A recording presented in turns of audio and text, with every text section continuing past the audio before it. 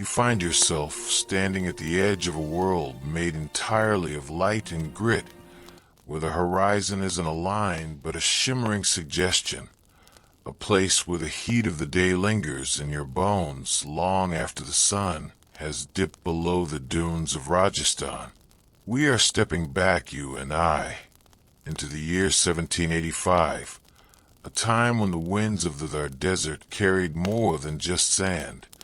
They carried the scent of cumin, the sound of distant temple bells, and the quiet, industrious hum of a people who had turned the wasteland into a kingdom of stone. You can feel the dryness in the back of your throat, a constant companion in this landscape. But there's a beauty here that defies the harshness, a beauty found in the way the golden sandstone of the houses seems to drink the sunlight and glow from within, as if the buildings themselves were breathing. As we walk through the narrow, winding streets of Kuldhara in its prime, you must notice the meticulous care with which these homes were built. The Paliwal Brahmins, the inhabitants of this place, were not merely farmers or traders. They were masters of the earth, architects of the impossible. And as you run your hand along the rough, warm surface of a wall, you can feel the precision of their masonry. There's no mortar here, only the perfect fit of stone upon stone, a testament to a patience that our modern world has long since forgotten. And the air. Oh, the air is thick with the smell of wood smoke and roasting bajra, the pearl millet that sustained these hardy souls through the long, scorched summers. If you listen closely, past the rhythmic thud of a weaver's loom and the distant braying of a camel, you can hear the whispers of the community, the elders gathered under the shade of a massive kedri tree, their voices low and melodic as they discuss the rising taxes of the Diwan in Jaisalmer, a man whose name, Salim Singh, is often followed by a fearful silence. You see, even in this prosperous pocket of the desert, there is a shadow growing, a tension that sits just beneath the surface of the daily chores, a feeling that the prosperity they have carved out of the dust is a fragile thing, held together by tradition and a collective will that might, one day, be pushed too far. You watch a young woman gracefully balancing a brass pot on her head, her colorful gagra a vibrant splash of crimson against the monochromatic gold of the village. She moves with a confidence that suggests she belongs to this land, that she understands the secret language of the wells and the subtle shifts in the wind that signal a coming sandstorm. You follow her toward the step well, the Bowery, where the air suddenly turns cool and damp, a shocking contrast to the parched world above. The steps descend deep into the cool shadows, and as you follow her down, the sound of your own footsteps echoes against the damp stone, a reminder of the subterranean life that keeps this village alive in the heart of the desert. The water here is precious, a liquid silver that reflects the small patch of blue sky far above, and as the woman dips her vessel, the ripples distort the reflection of the ornate carvings that line the well's walls, gods and goddesses peering out from the shadows, their stone eyes watching the cycles of life and death, of drought and harvest that have defined this region for centuries. You realize, as you stand there in the refreshing dimness, that Kuldhara is not just a collection of buildings. It is a living organism, a complex web of faith, engineering, and survival. And yet, there is a melancholy in the stillness of the water, a sense that the very permanence of these stones is a lie, and that the desert is always waiting to reclaim what was taken from it. As we emerge back into the blinding light of the afternoon, the village seems busier now. the sun beginning its slow descent toward the west, casting long, dramatic shadows that stretch across the central courtyard like reaching fingers. You see a group of children playing a game with polished pebbles, their laughter a bright, silver thread in the heavy fabric of the afternoon heat, and you can't help but wonder if they feel the weight of the history they are living through. The year 1785 is a pivotal one, a time when the old powers of the Rajput kingdoms are grappling with shifting alliances and the encroaching influence of the British East India Company far to the east. But here, in the heart of the Thar, the concerns are more immediate, more elemental. The price of salt, the health of the livestock, and the increasingly erratic demands of a prime minister who views the Paliwals not as citizens, but as a resource to be drained. You lean against a sun-warmed pillar, watching a potter at his wheel, his hands coated in a fine, gray silt as he coaxes a lump of clay into the shape of a water jar.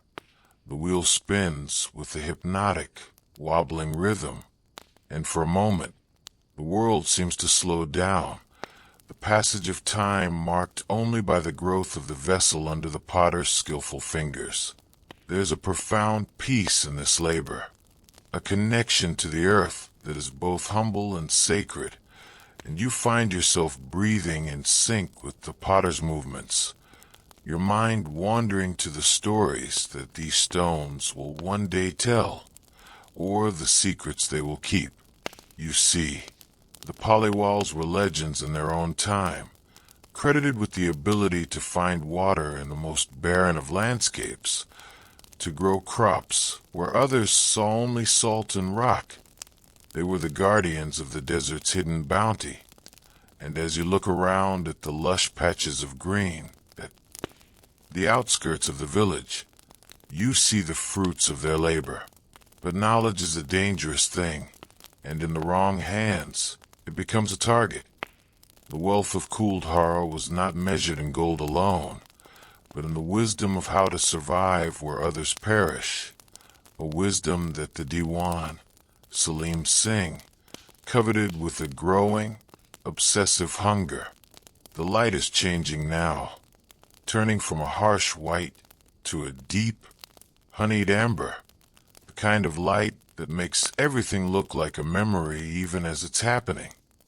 You walk toward the village temple, the shikara rising gracefully toward the heavens, its intricate carvings a riot of celestial dancers and mythic beasts that seem to come alive in the flickering shadows of the evening.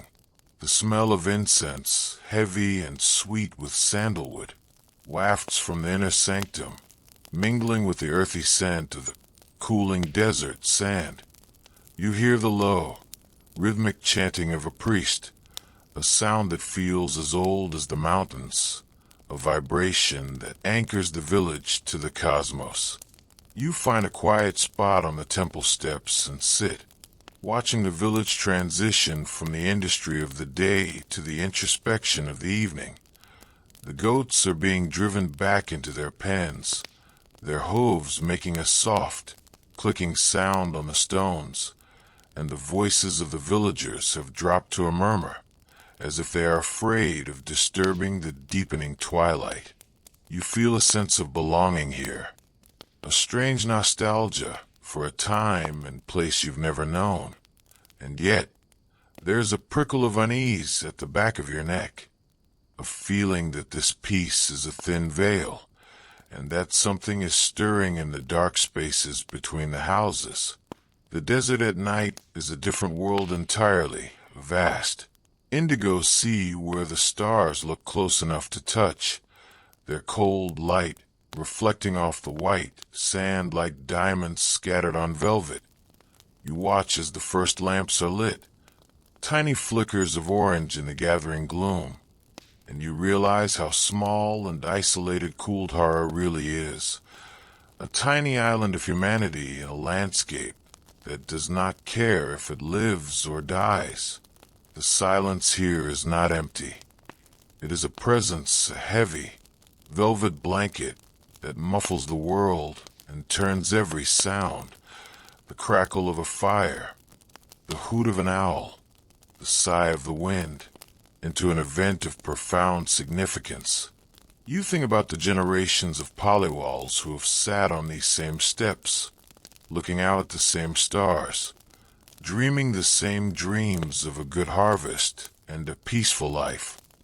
They are people of the land, bound to this soil by 1,000 invisible threads, and yet there is a restlessness in the air tonight, a sense that those threads are being pulled taut.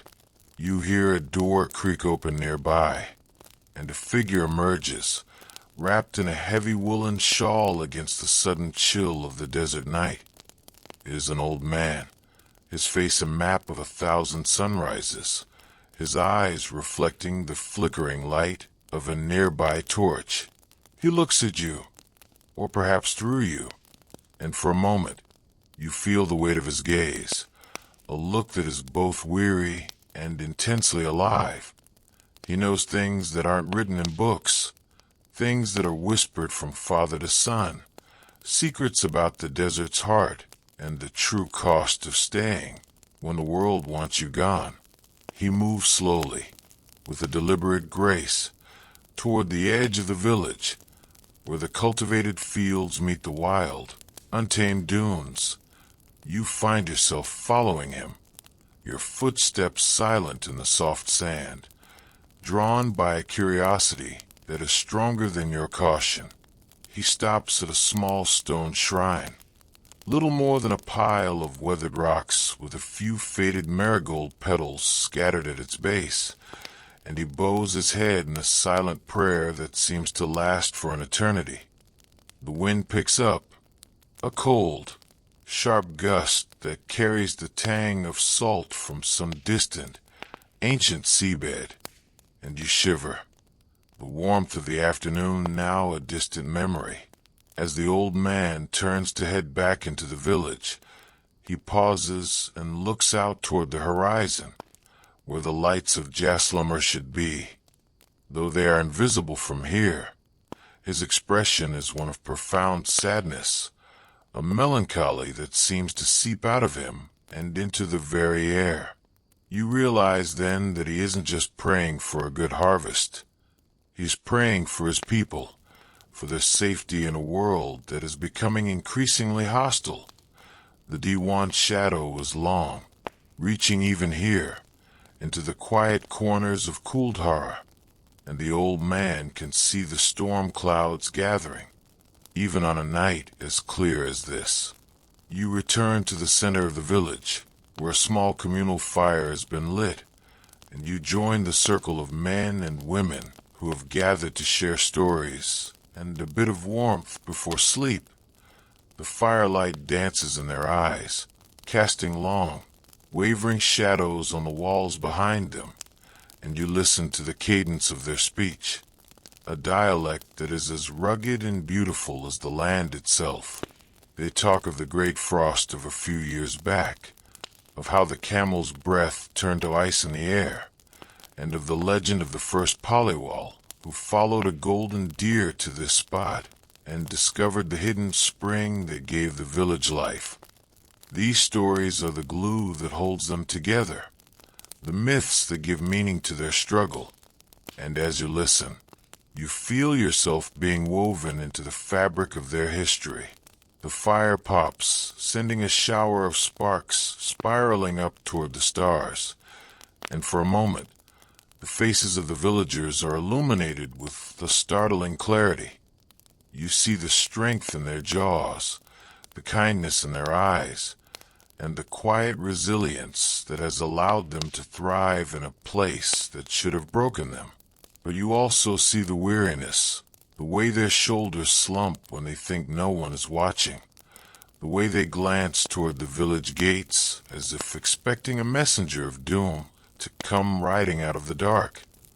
It is 1785, and the world is changing, and they know, deep in their bones, that they cannot stay the same forever. One by one, the villagers peel away from the fire, heading back to their golden stone houses and the safety of their families. The fire burns down to a bed of glowing embers, a deep, pulsating red that looks like the heart of the earth itself, and you find yourself alone in the square, the silence of the desert closing in once more. You walk slowly through the village, the moonlight turning the sandstone to silver, the shadows so deep and black they look like holes in the world. You pass the house of the village chieftain, a larger structure with more ornate carvings, and you wonder about the daughter whose beauty will one day spark a catastrophe. Though for now, she is likely just a child asleep in her bed, unaware of the role she is destined to play. You reach the outskirts of the village, where the last house stands like a sentinel against the void. You look back at Kuldhara, this masterpiece of human ingenuity and spirit, and you feel a lump in your throat, a sense of impending loss that is almost physical. In less than 40 years, this place will be a ghost town, its streets empty, its houses roofless, its stories whispered only by the wind. But for now, it is alive, a vibrant, breathing community that has conquered the desert. And as you stand there in the moonlight, you can almost believe that it will last forever. The air is so still you can hear the heartbeat of the desert, a low, rhythmic thrumming that seems to come from deep underground. It is the sound of time passing, of the dunes shifting, of the slow, inevitable erosion of all things. You close your eyes and let the sound wash over you, feeling the grit of the sand between your toes and the coolness of the night air on your skin. You are a witness now, a keeper of the memory of Kuldhara, before the curse, before the vanishing, before the silence became permanent. When you open your eyes, the first hint of dawn is beginning to pale the eastern sky, a faint, ghostly gray that slowly bleeds into a soft, dusty pink. The village is waking up, the first stirrings of life beginning to ripple through the streets as the cycle begins anew. You see a light flicker in a window, hear the distant lowing of a cow, and smell the first faint scent of morning tea. It is a new day in 1785, and for a little while longer, the golden breath of the Thar will continue to fill the lungs of Kuldhara, a fragile, beautiful defiance against the emptiness that waits. As you wander back toward the center of the village, you notice a small detail you missed before. A series of handprints pressed into the wet plaster of a newly repaired wall. They are the marks of a family, from the large palm of the father to the tiny, delicate fingers of a child. A permanent record of their presence, their touch, their love for this home. It is a heartbreakingly human gesture, a plea for remembrance in a world that forgets so easily. And as the morning sun begins to hit the wall, turning the handprints to gold, you realize that this is what history really is. Not just dates and names, but the touch of a hand on a stone, the breath of a story in the ear, and the enduring hope that someone someday will remember that we were here. The village square is now bathed in the soft, horizontal light of the rising sun, and the sandstone is beginning its daily transformation from silver to gold. The shadows are retreating, and the air is losing its nocturnal chill, replaced by the first hints of the coming heat. You see the potter returning to his wheel, the weaver to his loom, the priest to his prayers. The rhythm of Kuldhara is re-establishing itself, a steady, comforting beat that seems like it could never stop. And for a moment, the melancholy of the night is forgotten in the practicality of the morning. But you carry it with you, that sense of the ephemeral, that knowledge of what is to come. It makes every detail more vivid, every sound more poignant, every breath more precious. You watch as a group of women gather at the central well, their laughter ringing out across the square, their bright saris catching the morning light like the wings of butterflies. They are talking about a wedding that is to take place in a neighboring village, their voices full of excitement and gossip. And you realize that for them, the future is still a land of possibility, not a destination of doom. You feel a strange sense of responsibility, as if by being here, by observing them with such intensity, you are somehow anchoring them to the present, delaying the inevitable slide into the past. But you are only a visitor, a ghost from a future they can't even imagine, and all you can do is watch and listen and remember.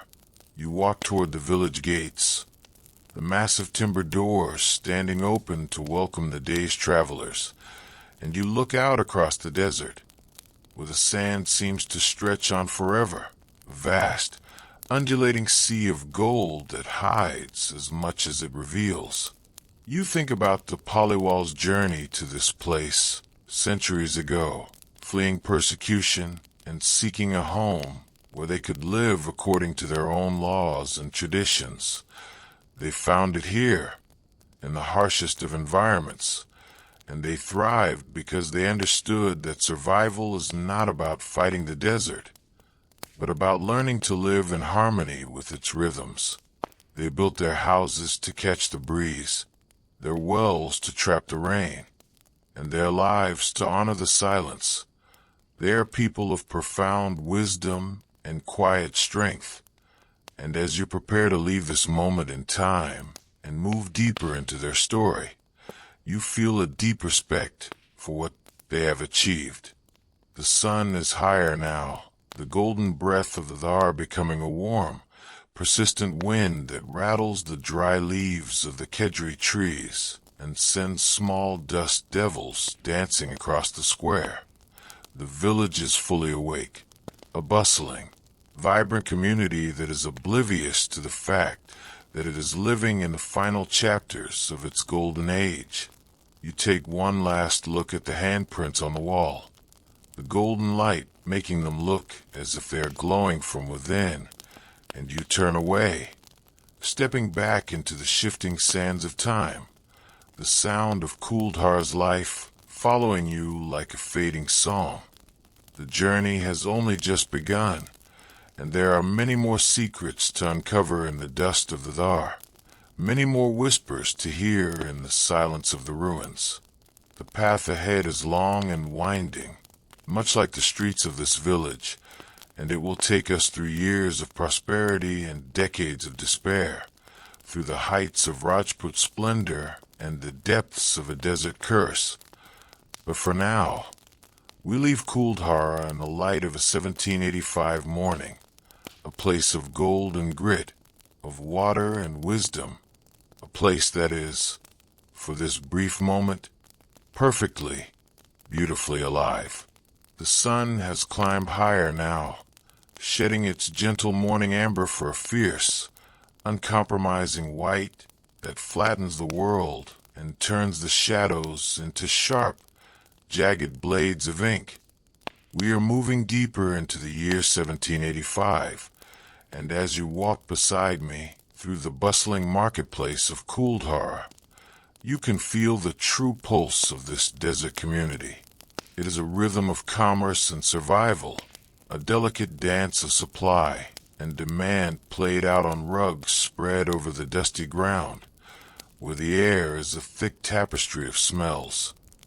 The sharp, metallic tang of raw iron from the blacksmith's forge, the earthy sweetness of dried dates piled high in wicker baskets, and the pungent, unmistakable musk of camels tethered just beyond the village wall.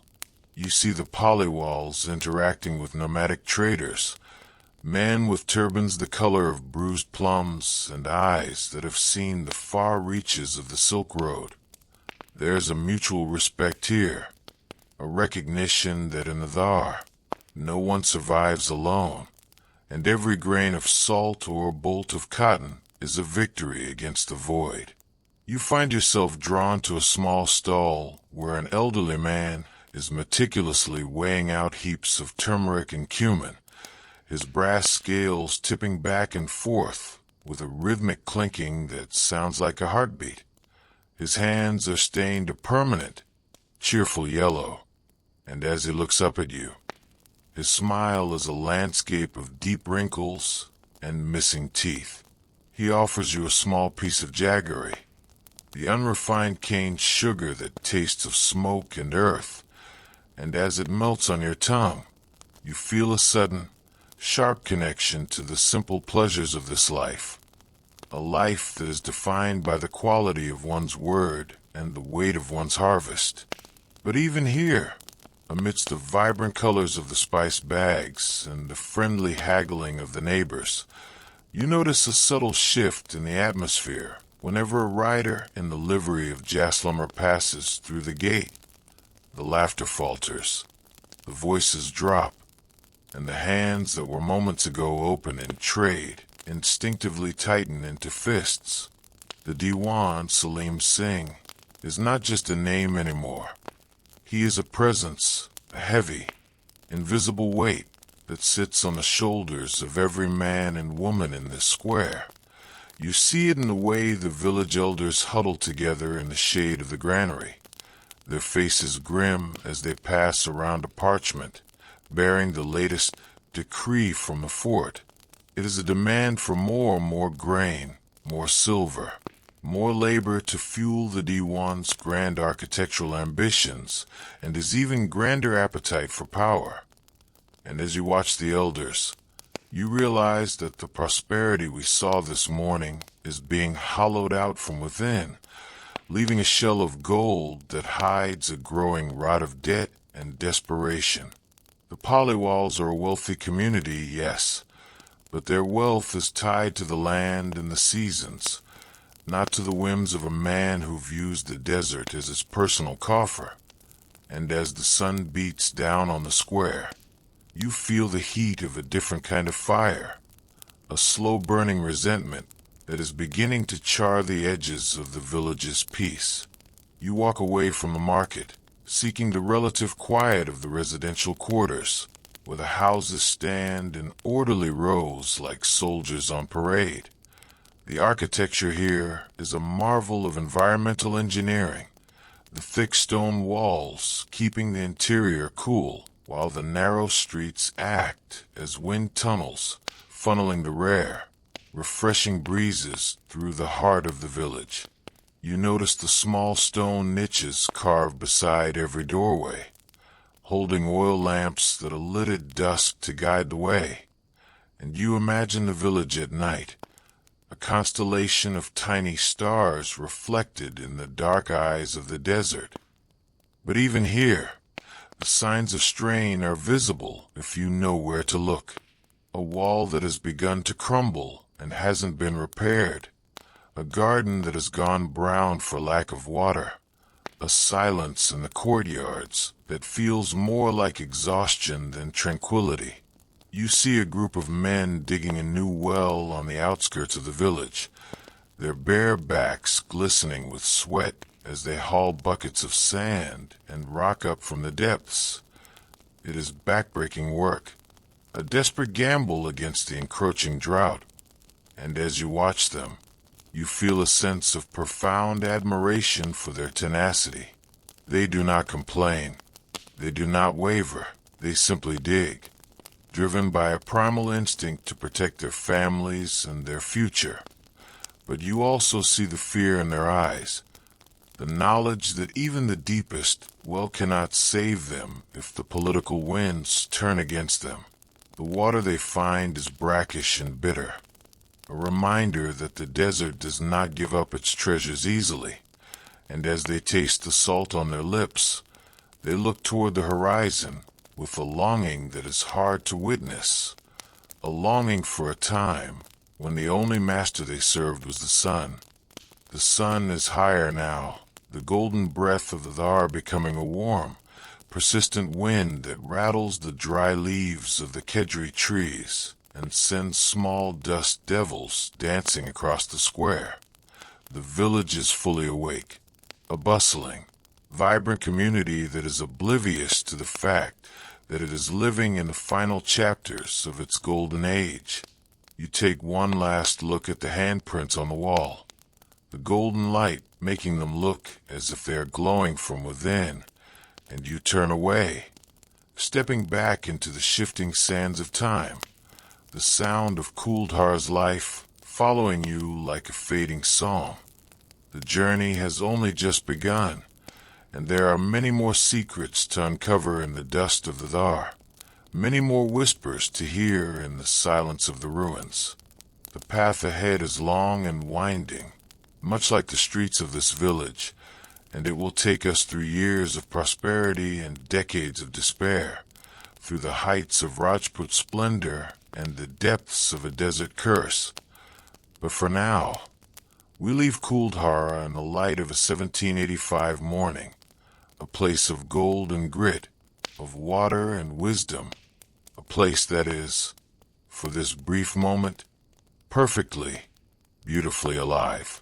The sun has climbed higher now, shedding its gentle morning amber for a fierce, uncompromising white that flattens the world and turns the shadows into sharp, jagged blades of ink. We are moving deeper into the year 1785, and as you walk beside me through the bustling marketplace of Kuldhara, you can feel the true pulse of this desert community. It is a rhythm of commerce and survival, a delicate dance of supply and demand played out on rugs spread over the dusty ground, where the air is a thick tapestry of smells. The sharp, metallic tang of raw iron from the blacksmith's forge, the earthy sweetness of dried dates piled high in wicker baskets, and the pungent, unmistakable musk of camels tethered just beyond the village wall. You see the Paliwals interacting with nomadic traders, men with turbans the color of bruised plums and eyes that have seen the far reaches of the Silk Road. There's a mutual respect here, a recognition that in the Thar, no one survives alone, and every grain of salt or bolt of cotton is a victory against the void.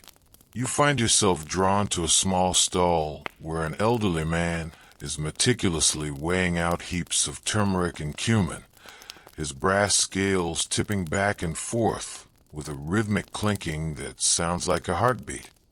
His hands are stained a permanent, cheerful yellow, and as he looks up at you, his smile is a landscape of deep wrinkles and missing teeth.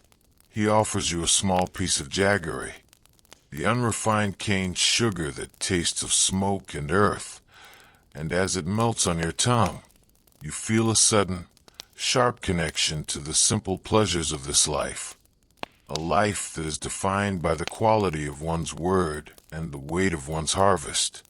But even here, amidst the vibrant colors of the spice bags and the friendly haggling of the neighbors, you notice a subtle shift in the atmosphere whenever a rider in the livery of Jaisalmer passes through the gate. The laughter falters, the voices drop, and the hands that were moments ago open in trade instinctively tighten into fists. The Diwan Salim Singh is not just a name anymore. He is a presence, a heavy, invisible weight that sits on the shoulders of every man and woman in this square. You see it in the way the village elders huddle together in the shade of the granary, their faces grim as they pass around a parchment bearing the latest decree from the fort. It is a demand for more grain, more silver, more labor to fuel the Diwan's grand architectural ambitions and his even grander appetite for power. And as you watch the elders, you realize that the prosperity we saw this morning is being hollowed out from within, leaving a shell of gold that hides a growing rot of debt and desperation. The Paliwals are a wealthy community, yes, but their wealth is tied to the land and the seasons, not to the whims of a man who views the desert as his personal coffer. And as the sun beats down on the square, you feel the heat of a different kind of fire, a slow-burning resentment that is beginning to char the edges of the village's peace. You walk away from the market, seeking the relative quiet of the residential quarters, where the houses stand in orderly rows like soldiers on parade. The architecture here is a marvel of environmental engineering, the thick stone walls keeping the interior cool, while the narrow streets act as wind tunnels, funneling the rare, refreshing breezes through the heart of the village.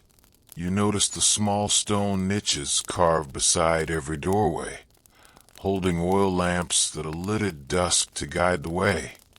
And you imagine the village at night, a constellation of tiny stars reflected in the dark eyes of the desert.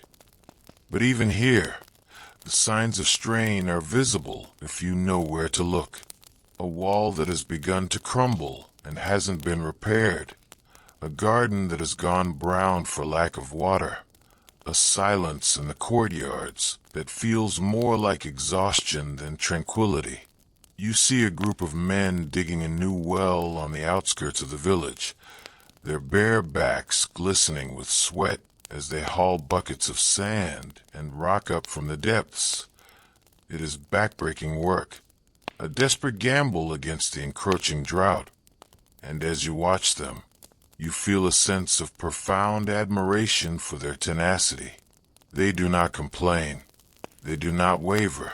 They simply dig, driven by a primal instinct to protect their families and their future. But you also see the fear in their eyes, the knowledge that even the deepest well cannot save them if the political winds turn against them. The water they find is brackish and bitter, a reminder that the desert does not give up its treasures easily, and as they taste the salt on their lips, they look toward the horizon with a longing that is hard to witness, a longing for a time when the only master they served was the sun. As the afternoon wears on, the heat becomes almost physical, a heavy blanket that presses the breath out of your lungs and makes the very air shimmer with phantom lakes of blue. You find refuge in the cool, dim interior of a weaver's workshop, where the only sound is the rhythmic clack-clack of the wooden loom and the soft rustle of silk. The weaver is a man of middle age, his eyes focused with an intensity that borders on the religious as he guides the shuttle back and forth, weaving a pattern of intricate geometric shapes that seem to tell a story of their own. He explains to you, in a voice that is barely a whisper, that the patterns are maps, secrets passed down through his family that describe the locations of hidden springs and ancient trails across the dunes. To the Diwan, this is just a piece of fabric to be taxed. To the Paliwals, it is a blueprint for survival, a legacy woven in thread that no taxman can never truly seize.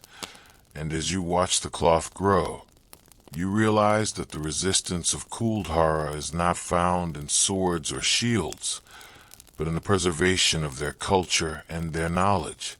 But knowledge is a double-edged sword, and the weaver's hands tremble slightly as he mentions the Diwan spies, men who move through the village like ghosts, listening at doors and watching the markets for any sign of hidden wealth. The atmosphere of trust that once defined Kuldhara is being eroded, replaced by a cautious, watchful silence that stifles the spirit and turns neighbors into strangers. You feel a sudden, cold shiver despite the heat, a premonition of the betrayal that will one day tear this community apart. And as you step back out into the blinding sunlight, the village looks different to you now, less like a sanctuary and more like a cage, a beautiful, golden cage whose bars are made of debt and fear. You wander toward the edge of the village, where the cultivated fields of wheat and mustard give way to the raw, untamed power of the sand dunes. The transition is abrupt, a line in the sand that marks the boundary between human effort and the indifference of nature. You see a lone shepherd standing on the crest of a dune, his silhouette a dark, motionless figure against the brilliant blue of the sky. He is watching his flock of hardy desert sheep, animals that can survive on thorns and dry grass, and you realize that he is the true face of the Thar, a man who has stripped away everything unnecessary and learned to live on the barest essentials. He doesn't care about the Diwan's taxes or the elders' worries. He only cares about the wind, the tracks in the sand, and the coming of the rain. And for a moment, you envy him his simplicity, his freedom from the weight of the golden stone and the secrets it holds. But even the shepherd is not entirely free, for the desert is a harsh mistress who demands constant vigilance. He shows you a patch of ground where the sand has been swept away to reveal the ruins of an even older settlement, a place that existed long before the Paliwals arrived. It is a sobering reminder that Kuldhara is just one chapter in a much longer story of rise and fall, of construction and decay. The desert is a graveyard of civilizations, a place where the wind eventually erases every name and every wall, leaving only the silence and the stars. You look at the shepherd and see the same knowledge in his eyes, a profound, world-weary acceptance of the transience of all things. He knows that the village behind him is a miracle, a fragile bubble of life that could pop at any moment, and he treats it with a reverence that is both beautiful and tragic. As the sun begins its slow descent, the colors of the desert start to shift and deepen, the white light softening into a bruised purple and a fiery, burnt orange. The heat begins to lift, replaced by a cool, rising breeze that carries the scent of the evening's cooking fires. You return to the village square, where the mood has shifted from the frantic energy of the day to a quiet, contemplative exhaustion. People are sitting in their doorways, sharing small meals of bajra roti and spicy lentil dal, their voices low and melodic as they recount the events of the day. You see a father teaching his son how to read the stars, pointing out the constellations that will guide him if he ever finds himself lost in the dunes. It is a scene of timeless domesticity, a moment of peace in a world that is anything but peaceful, and you find yourself lingering in the shadows, unwilling to disturb the fragile beauty of the moment. But the peace is shattered by the arrival of a messenger, a man on a foam-flecked horse who rides through the gates with the reckless disregard for the people in his path. He carries a message from the Diwan, a final ultimatum that will change the course of Kuldhara's history forever. You watch as the village chieftain, a man of quiet dignity and immense inner strength, takes the parchment and reads it by the light of a flickering torch. His face remains impassive, a mask of stone, but you see his hand tighten on the paper until his knuckles turn white. The demand is not for gold this time, nor for grain. It is for something far more precious, a demand that strikes at the very heart of the Paliwal's honor and their identity as a people. The news spreads through the village like a wildfire, whispered from house to house until the entire community is gripped by a cold, paralyzing fear. The Diwan has demanded the hand of the chieftain's daughter, a girl of legendary beauty and even greater spirit, as a tax for the village's continued prosperity. It is an insult of the highest order, a blatant attempt to humiliate the Paliwals and break their will. And as you watch the villagers gather in the square, their faces illuminated by the dancing flames of the communal fire, You can feel the air crackle with the new, dangerous energy. The fear has been replaced by a quiet, cold fury, a collective realization that the time for compromise has passed, and that the choice they face is a simple one: submission or defiance.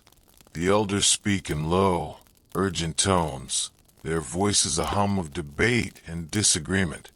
Some argue for negotiation, for offering even more gold in exchange for the girl's freedom, while others speak of flight, of abandoning everything they have built and disappearing into the desert.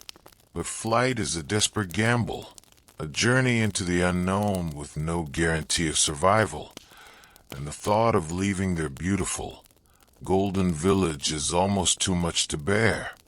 They look at the walls they have built, the wells they have dug, the fields they have tended, and they see their own lives reflected in the stone.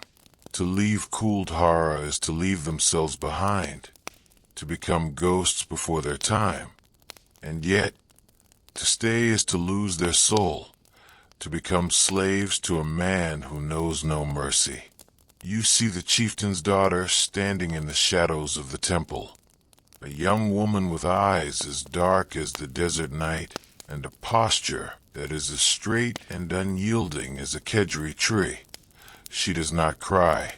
She does not plead. She simply watches her people with a look of profound, heartbreaking clarity.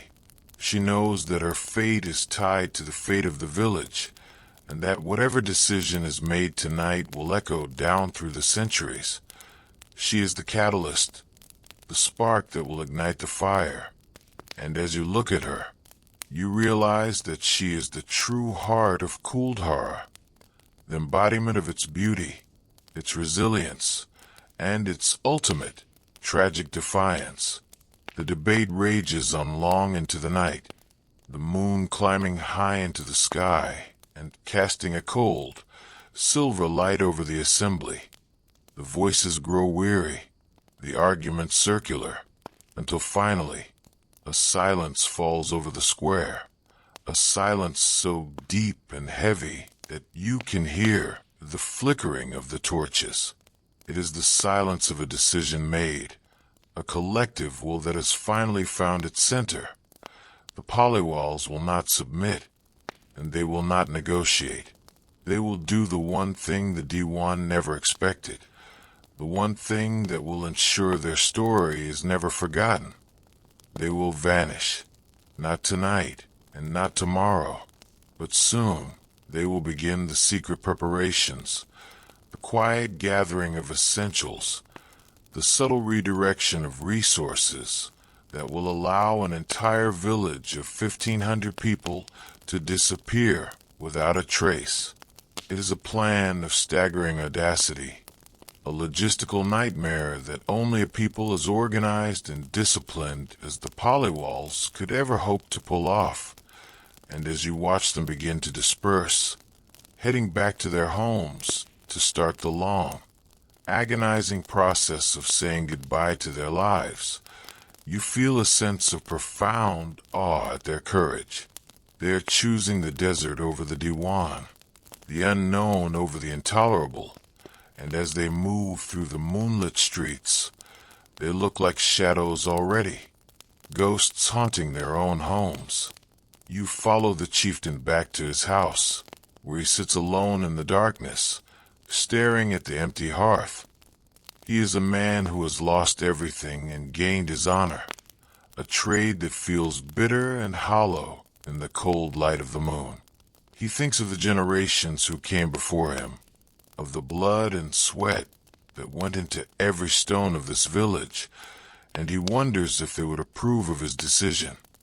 He thinks of the long journey ahead, the thirst, the hunger, the constant fear of discovery, and he wonders if his people will survive the exodus. But then he thinks of his daughter, and the look in her eyes when she heard the Diwan's demand, and his heart hardens into a diamond of resolve. He will lead them out, or he will die trying, for there is no middle ground in the Thar. The village is quiet now, a silence that is different from the peaceful slumber of the night before. It is a silence of secrets, of muffled packing and whispered farewells, a silence that is thick with the weight of things unsaid. You walk through the streets one last time, feeling the coolness of the stone and the softness of the sand, and you realize that you are witnessing the end of an era. The year 1785 is drawing to a close, and with it, the golden age of Kuldhara. The village will linger for a few more years, a ghost of its former self, as the preparations are made and the trap is set. But the heart of the place is already gone, moved into the hearts of the people who are preparing to leave it. As you reach the village gates and look back at the moonlit ruins, no, not ruins yet, but soon you feel a profound sense of melancholy, a sadness that transcends time and space. Kuldhara is a masterpiece of human spirit, a testament to what we can achieve when we work in harmony with the world around us, and its destruction is a testament to what we can lose when we allow greed and power to go unchecked. The desert is waiting, its sands shifting and swirling in the night wind, ready to reclaim the golden stone and turn the story of the Paliwals into a legend, a myth, a curse. And as you step away from the gates and disappear into the dark, you carry the memory of the village with you, a flicker of gold in a world that is fast becoming gray. The stars are beginning to fade, the first hint of the coming dawn paling the horizon. It is the start of another day in the Thar, a day of heat and dust and hard labor, but for the people of Kuldhara, it is a day of counting down. Every sunrise is a step closer to the end, every sunset a victory over the present. They are living in the shadow of their own departure, and yet they continue to work, to pray, to love, as if they have all the time in the world. It is a beautiful, heartbreaking defiance, a final gift to the land that sustained them. And as you watch the first light of the sun hit the top of the temple shikara, you realize that Kuldhara will never truly die. It will simply move into the realm of the eternal, a golden dream that the desert will keep safe forever. You find yourself back at the edge of the world, where the dunes meet the sky, watching the village wake up for one of its final days. The smoke from the fires is rising straight and true into the still air, a signal of life that will soon be extinguished. You hear the first bird call, a sharp, clear sound that cuts through the silence like a knife, and you feel a sense of peace wash over you, a realization that even in the face of tragedy, there is beauty to be found. The beauty of a people who choose their own path, the beauty of a story that refuses to be forgotten, and the beauty of the desert itself, which remains unchanged and unchangeable, long after the last stone has fallen. We will leave them here for now, in the quiet tension of their preparation, as they weave their maps and pack their secrets and prepare to walk into the night. The story of Kuldhara is just beginning to unfold its darker wings, and as we move forward in time, we will see the consequences of their choice, the power of their curse, and the enduring mystery of their vanishing. But for this moment, in the golden light of 1785, they are still here, and that is enough. As we drift further through the humid, heavy years following 1785, the air in our desert seems to thicken, not with moisture, but with a palpable sense of dread that clings to the skin like fine, invisible silt. We are entering the decade that leads toward the turn of the century, a time when the name Salim Singh has moved from a source of quiet grumbling to a shadow that darkens every doorway in the Kuldhara Valley. You can see the change in the architecture of the village itself. Where once the golden sandstone was a symbol of pride and openness, it now feels like a fortress. The windows smaller, the heavy wooden doors reinforced with iron studs that gleam like the eyes of a predator in the moonlight. You walk through the streets, and the sleepy historian in me notes that the very geometry of the village has become more insular, as if the houses themselves are leaning in toward one another, whispering secrets that they dare not share with the wind. You feel the weight of this silence as you stand in the central square, where the dust motes dance in shafts of light that feel increasingly intrusive, exposing the frayed edges of a community under siege. The Diwan's palace in Jaisalmer, that wind palace of stone needles and peacock arches, feels closer than ever, its influence reaching out across the miles to wrap its cold fingers around the throats of the Paliwals. Salim Singh is no longer just a tax collector. He has become the architect of a new kind of fear, a man who understands that to break a people, you must first break their spirit, and so he targets the things they hold most dear: their traditions, their daughters, and their sacred relationship with the water. You hear the stories whispered in the shadows of the grain silos, stories of travelers who disappeared on the road to the capital, of strange lights seen in the ruins of older, abandoned settlements, and of the Diwan's growing obsession with the occult, his desire to command not just the land, but the very forces that govern life and death in the desert.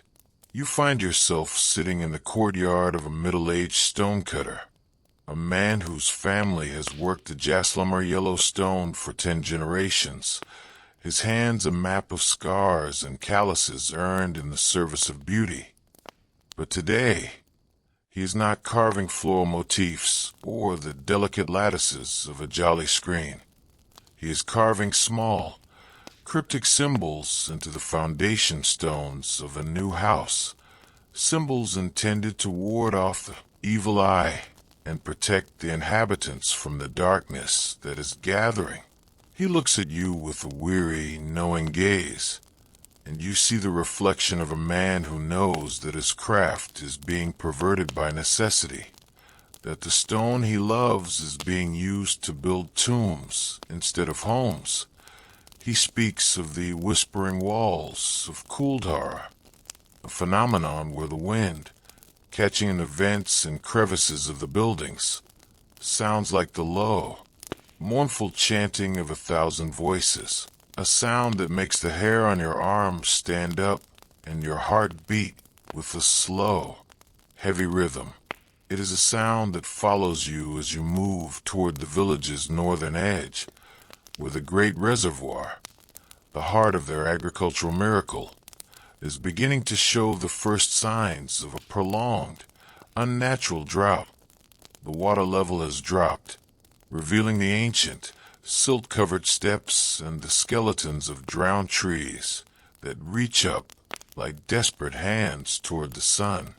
You see the women gathering here, their brass pots clinking with a hollow, metallic sound that echoes against the dry stone, their faces etched with a quiet, stoic despair that is more haunting than any scream.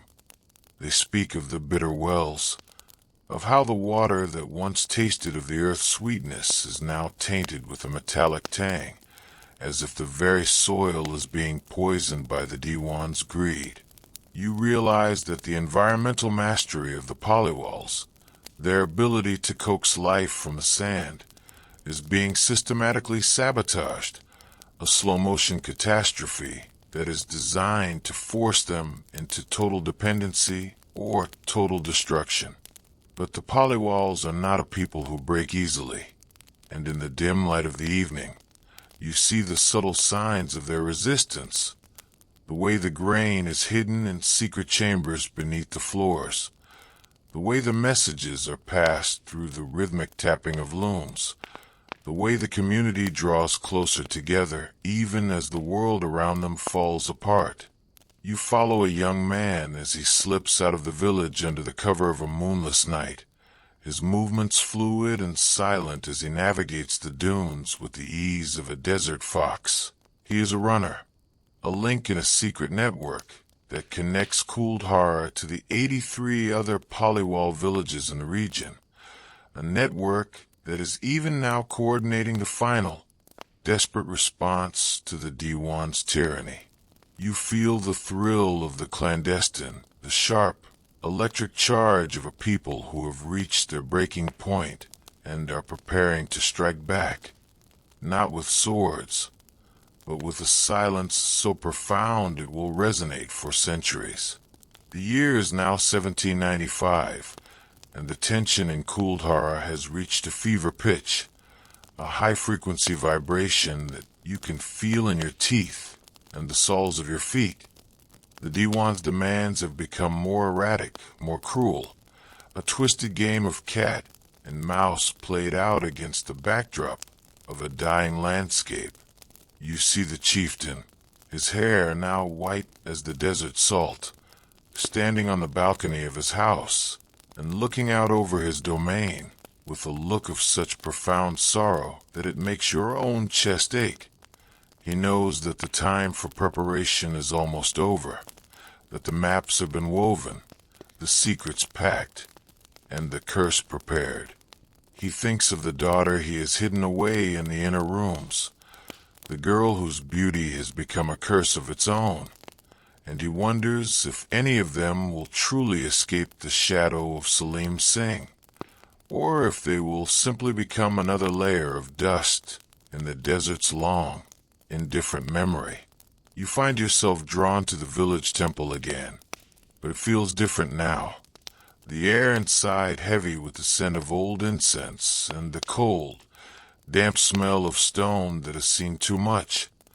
The priest is no longer chanting for rain or for a good harvest, but for strength, for the courage to walk into the dark and never look back. He shows you a small, black stone, an idol of a forgotten deity that was found in the depths of the oldest well, a stone that seems to swallow the light and vibrate with a low, subaudible hum. He tells you that the desert has a memory, and that it does not forgive those who try to own it, a warning that applies as much to the Diwan as it does to the Paliwals themselves. You feel a sudden, overwhelming sense of the scale of time, of the transience of human ambition, and of the vast, silent power of the Thar that is simply waiting for us all to leave. As the night deepens, you walk through the streets of Kuldhara, listening to the whispering walls and the distant, lonely howl of a desert wolf. The village is a ghost of its former self already, the lights in the windows few and far between, the sound of laughter a rare and startling thing. You see a family sitting together on their roof, looking up at the stars with a look of such intense longing that you realize they are already saying goodbye, memorizing the position of the constellations so they can find their way in the long, dark journey ahead. They are people in transition, suspended between a past they can no longer inhabit and a future they cannot yet see, and the weight of that suspension is almost more than they can bear. You lean against a pillar, the stone cool and solid against your back, and you let the sleepy historian in me guide your thoughts toward the legacy of this place. What will remain when the people are gone? The stones will stay for a while, but they will eventually crumble. The wells will fill with sand. The fields will return to scrub and thorn. But the story will endure. A ghost in the machine of history. A question mark etched into the desert floor that will draw people like us back here, century after century, to wonder what really happened in the winter of 1825. You feel a sense of profound privilege to be here now, to witness the final, quiet movements of a civilization before it vanishes into the realm of myth, a witness to the humanity that exists even in the face of inevitable loss. The light of the moon is so bright it turns the golden stone to a ghostly, phosphorescent white, and the shadows look like deep, bottomless pools of ink. You see the movement of people in the dark, the quiet, rhythmic loading of carts, the muffled sounds of animals being prepared for a long march. It is a choreography of desperation and dignity, a silent exodus that is happening in slow motion, one family at a time, one secret at a time. And as you watch, you realize that the curse of Kuldhara is not something that will happen in the future, but something that is happening right now. In the breaking of hearts and the abandonment of homes, the curse is the memory of what was lost, the weight of the silence that will follow, and the enduring shadow of a man whose greed was greater than his humanity. You walk toward the village gate, the heavy timber doors creaking on their hinges as the wind catches them, a sound that sounds like a long, slow sigh of relief. You look out across the desert, where the dunes are illuminated by the moon like the waves of a frozen, silver sea, and you feel a sense of awe at the courage of these people. They are walking into that sea with nothing but their honor and their secrets, a journey that would break the spirit of any other people. But for the Paliwals, it is the only way to remain who they are. They're choosing the void over the cage, the silence over the scream. And as you watch the first group of shadows disappear into the dunes, you feel a sense of peace wash over you. The story of Kuldhara is a tragedy, yes, but it is also a triumph of the human spirit over tyranny, of community over isolation, and of memory over oblivion. As the first light of dawn begins to pale the sky, you realize that the whispering walls are not mourning the loss of the village, but celebrating the survival of its soul, a soul that will live on in the stories, the songs, and the curses that will be whispered in the desert for generations to come. The year 1795 is coming to an end, and the final countdown has begun. But for now, in this quiet, silver moment, the people of Kuldhara are still the masters of their own destiny. We will leave them here, in the half-light of a winter morning, as they prepare for the end of their world and the beginning of their legend. The air is cold, the sand is sharp, and the silence is waiting. But for this one moment, the golden stone still glows, and the heart of the village still beats, a steady, defiant rhythm against the encroaching dark. You take one last look at the chieftain's house, at the small, flickering lamp in the window, and you turn away, stepping back into the shadows of history, the sound of the wind in the ruins already beginning to play its mournful, beautiful song in your ears. The journey continues, and the secrets of the Thar are only just beginning to reveal themselves. The wheel of time has turned again, and we find ourselves drifting into the early years of the 19th century, specifically 1805. The air in Rajasthan is no longer merely dry. It feels electric, charged with a static tension that makes the fine hairs on your neck prickle whenever the wind shifts from the north. We are walking through Kuldhara in a season that should be one celebration, the time of the Rabi harvest, yet the golden fields of wheat and mustard that usually lap against the stone walls of the village like a yellow sea are sparse, stunted, and gray with a fine coating of alkaline dust. You can see it in the way the sun reflects off the salt-crusted earth, a harsh, stinging glare that forces you to squint as you navigate the familiar lanes.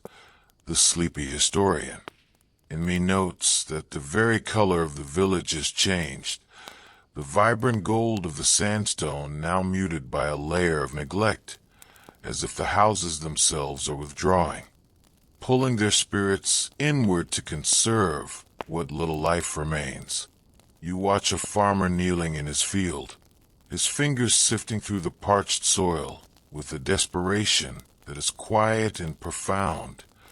He is not looking for gold, but for the moisture that has been systematically diverted by the Diwan's new irrigation projects, massive stone channels that bypass the Paliwal lands to feed the pleasure gardens of Jaisalmer. It is a slow-motion siege, a strangulation of the land that is more effective than any army. And as you watch the man's shoulders slump in the heat, you feel the weight of a betrayal that goes deeper than politics. It is a betrayal of the earth itself. The smell of the air has changed, too. Gone is the sweet, nutty aroma of roasting bajra, replaced by the sharp, metallic scent of the salt flats and the faint, bitter tang of smoke from fires fueled by dried dung and desperation.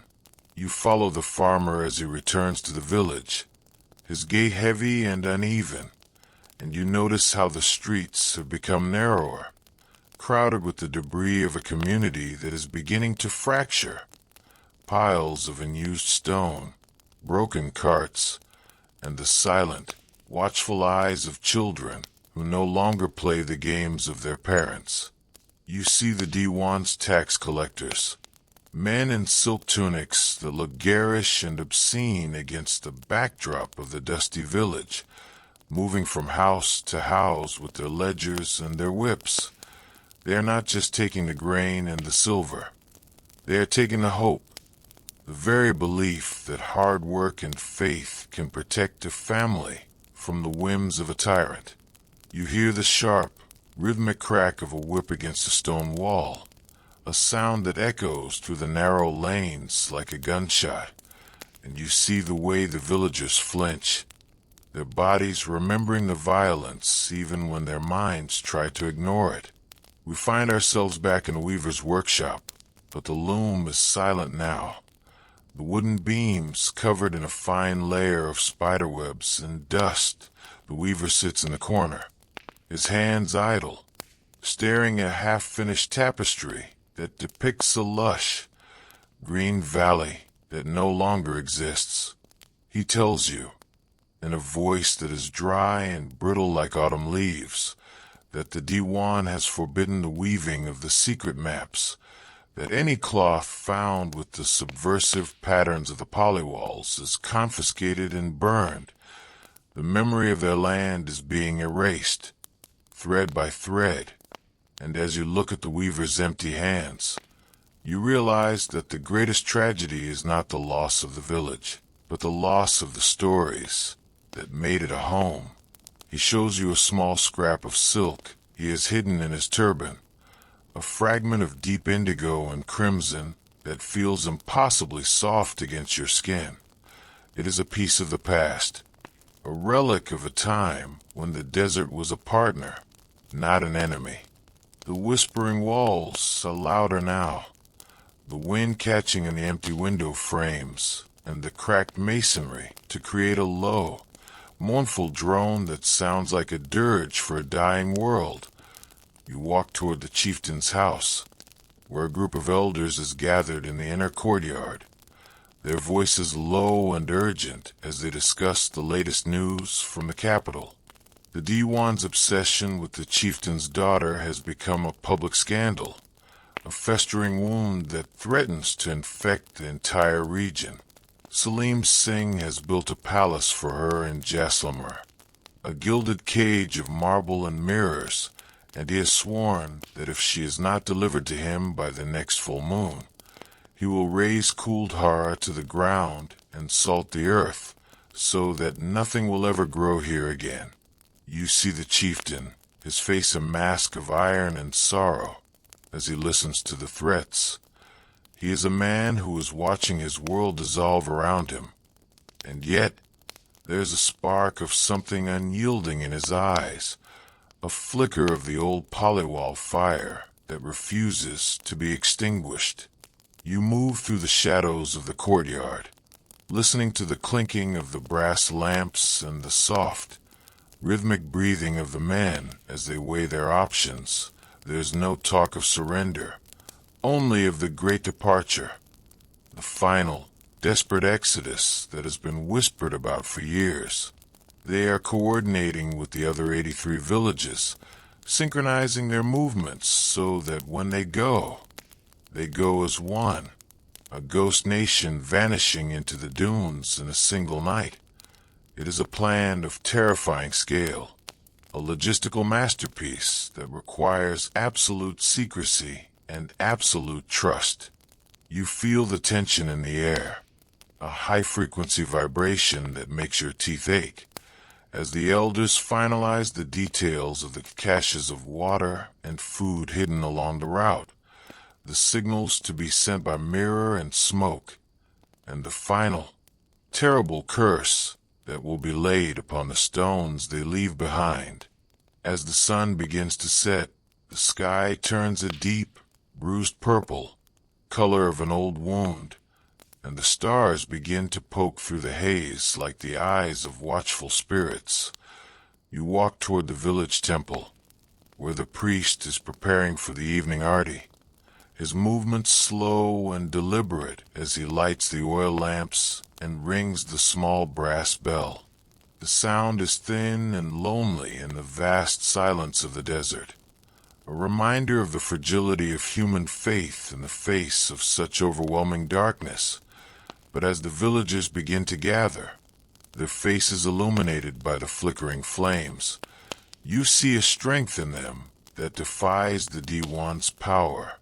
They are not broken.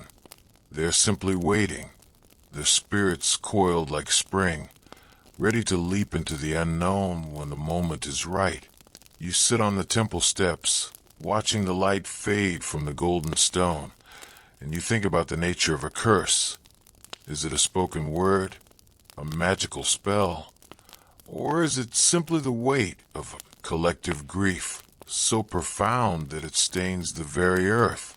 The Paliwals believe that the land has a memory, and that the stones of Kuldhara will remember the injustice, the greed, and the betrayal of Salim sing long after the men who committed those sins are dust. They are preparing to leave a legacy of silence, a hole in the world that can never be filled. And as you listen to the low, rhythmic chanting of the priest, you feel the power of that silence beginning to grow. It is a silence that will haunt the ruins for centuries, a silence that will turn the village into a place of ghosts and shadows, a place where the wind always sounds like a warning. The night is cold, a sharp, biting chill that makes you wrap your shawl tighter around your shoulders as you wander back through the moonlit streets. You see a mother tucking her children into bed, her movements gentle and practiced, yet there is a frantic quality to her touch, as if she is trying to memorize the feel of their skin and the sound of their breath before the world changes. You see a father sharpening a knife by the light of a single candle, the steel gleaming with a cold, blue light that looks like a sliver of the moon. These are the small, domestic details of a tragedy, the quiet moments that the history books always forget to mention. The year 1805 is a threshold, a doorway between the past and the future. And as you stand in the center of the square, you feel the wind of the coming storm beginning to blow. You walk toward the outskirts of the village, where the desert begins its slow, inevitable reclamation of the land. The dunes are moving, shifting silently in the night, their pale, sandy fingers reaching out to touch the stone walls of the outermost houses. It is a reminder that the desert is the ultimate master here, and that the Paliwal's miracle was only ever a temporary reprieve from the emptiness. You see a lone fox skittering across the sand, its eyes reflecting the moonlight like two tiny lanterns, and you realize that the wildlife of the Thar is already beginning to reclaim the village, sensing the coming absence of the humans. The silence is no longer a peaceful thing. It is a presence, a heavy, velvet weight that muffles the world and turns every heartbeat into a drum. As the first hint of dawn begins to pale the eastern sky, you return to the chieftain's house, where the lamp in the window is still burning, alone, flickering sentinel in the dark. You see the chieftain's daughter standing on the roof, her hair blowing in the morning breeze, her eyes fixed on the horizon where the sun will soon rise. She is the face of the tragedy, the symbol of everything that is being lost. And yet, as she looks out over the desert, there's a look of peace on her face, a realization that her sacrifice will be the catalyst for her people's freedom. She is not a victim. She is a queen, and her throne is the golden stone of a village that will soon be a memory. We leave them here, in the cold, gray light of 1805, as the final harvest is gathered and the final plans are made. The sleepy historian in me knows that the clock is ticking, and that the next 20 years will be a slow descent into the shadows, a long, agonizing goodbye to a way of life that will never be seen again. But for now, the golden stone still stands, the water still flows in the deep wells, and the heart of Kuldhara still beats, a steady, defiant rhythm against the encroaching dark. You take one last look at the girl on the roof, a silhouette against the rising sun, and you turn away, stepping back into the shifting sands of time, the sound of the whispering walls already beginning to fade into the distance. The air in the year 1815 has a different weight to it, doesn't it? It is no longer just the dry, honest heat of the Thar. It is a pressurized stillness, the kind that precedes a tectonic shift or a terminal crack in a dam. As we walk through the streets of Kuldhara now, the sleepy historian in me notes that the gold of the sandstone has taken on a bruised, metallic quality under the unrelenting sun. You can see the weariness etched into the very masonry, as if the buildings themselves are bracing for a blow they know is coming but cannot dodge. The prosperity that once defined this village, that vibrant, bustling energy of the late 18th century, has been replaced by a grim, functional survivalism. You see fewer children in the lanes. Those who remain move with a quiet, adult-like caution, their eyes darting toward the village gates at every sudden sound. You find yourself standing near the central granary, once the pride of the Paliwals, a structure designed to hold enough grain to weather a 7-year drought. But today, the heavy wooden doors groan on dry hinges, and the smell emanating from within is not the sweet, dusty scent of abundance, but the thin, sour odor of emptiness. The Diwan's agents have been thorough. Their special assessments and emergency levies have drained the village's reserves until the walls of the granary seem to echo with the hollow ghost of former harvests. You see an old woman sitting in the shade of the building, her fingers mechanically sorting through a handful of shriveled lentils, her face a map of 90 years of desert living. She doesn't look up as you pass. Her gaze is fixed on something far beyond the horizon, perhaps a memory of a Kuldhara that didn't live in the shadow of a tyrant. The name Salim Singh is now spoken only in the most clandestine of whispers, a word that carries the weight of a curse even before the official one is uttered. The Diwan has moved beyond mere taxation. He is now engaged in a psychological war against the Paliwals. You hear the stories of his black fort in Jaisalmer, of the dungeons where the walls are said to weep, and of the way he watches the Kuldhara Valley from his high balconies, like a hawk watching a nest of mice.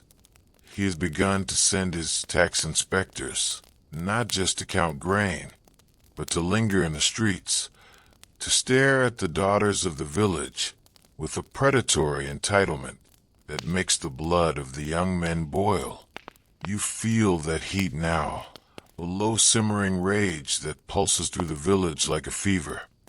It is a dangerous thing, this anger, a volatile fuel that the chieftain is struggling to contain until the moment is right. You walk toward the outskirts of the village, where the Paliwal's legendary irrigation systems, the Cottons, are being systematically dismantled by the Diwan's men under the guise of regional water management. You see the beautifully engineered stone embankments being breached, the precious runoff from the rare rains allowed to bleed away into the salt flats instead of nourishing the wheat. It is a calculated act of environmental vandalism, a way to prove that the Paliwal's mastery of the desert is subject to the Diwan's whim.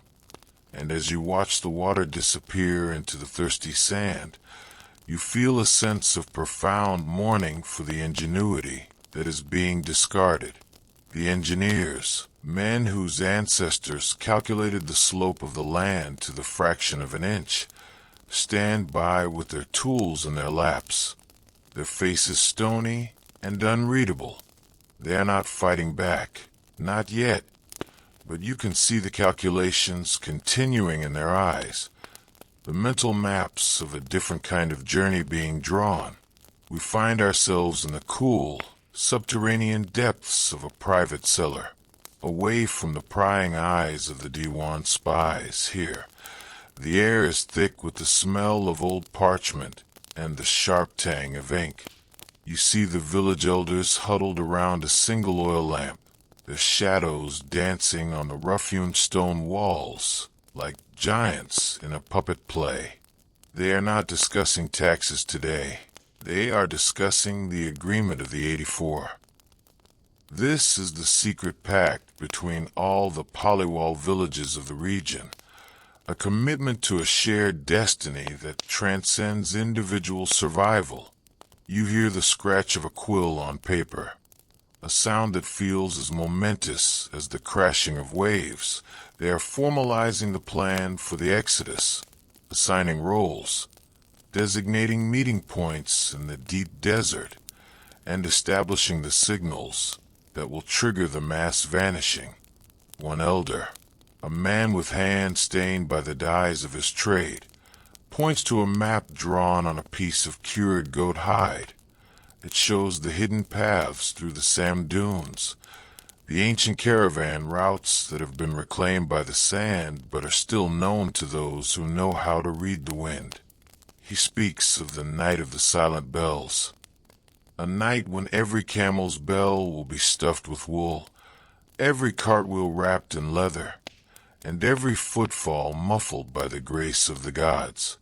You feel the audacity of the plan, the sheer scale of the logistical challenge to move 1,500 people from Kuldhara alone and thousands more from the surrounding villages without alerting the Diwan's garrisons is a feat that borders on the miraculous. And yet, looking at the grim resolve on these faces, you realize that for the Paliwals, the impossible is simply their daily bread. As you emerge from the cellar back into the blinding light of the afternoon, the village feels like a stage set, a beautiful facade that is being prepared for demolition. You see a young girl standing by a stone trough, splashing water on her face to cool the heat. She is perhaps 14, with the same haunting eyes as the chieftain's daughter, and you realize that she is the reason for all of this. The Diwan's obsession has become a symbol of the larger violation of their way of life, a tipping point that has turned a peaceful people into a clandestine army of ghosts. You watch her walk back to her house, her movements graceful and unhurried, and you wonder if she knows that her very existence is the spark that will burn this village to the ground, or rather, allow it to be swallowed by the silence. The whispering walls are particularly active today. A hot wind from the south whistling through the ornate jollies and creating a sound like 1,000 flutes played out of tune. To a stranger, it might be unsettling, but to the residents of Kuldhara, it is the voice of the village itself, a constant companion that shares their secrets and hides their sighs. You lean against a carved pillar and close your eyes, letting the sound wash over you. You can almost hear the history of the place in the wind. The first stone laid in the 13th century, the centuries of toil, the laughter of weddings, the silence of funerals, and now the low, thrumming vibration of a collective no. The Paliwals are saying no to the Diwan, no to the theft of their dignity, and no to a future that requires them to kneel. The year 1815 is also a time of strange omens. You hear the villagers talking about the weeping stones near the temple, where moisture appears on the sandstone even in the height of the dry season, a phenomenon that the priest interprets as the earth itself grieving for what is to come.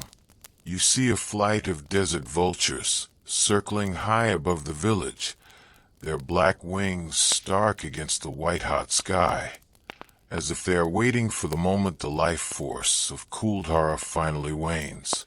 There's a sense of being watched, not just by the Diwan spies, but by the desert itself, a vast, patient entity that has seen countless villages rise and fall and is now preparing to reclaim this one. In the evening, you follow the chieftain as he walks the perimeter of the village, a nightly ritual that has become a silent goodbye. He stops at the great northern gate, his hand resting on the heavy, sun-bleached timber. He remembers when this gate was built, the celebration that followed, the hope that it would stand for 1,000 years. Now he is the one who will give the order to leave it open, to let the sand and the wind walk in and take up residence.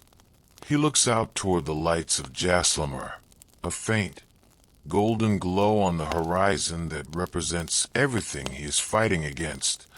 The Diwan's power is built on stone and gold, but the chieftain's power is built on the hearts of his people, and as he turns back to the village, you see a look of grim satisfaction on his face.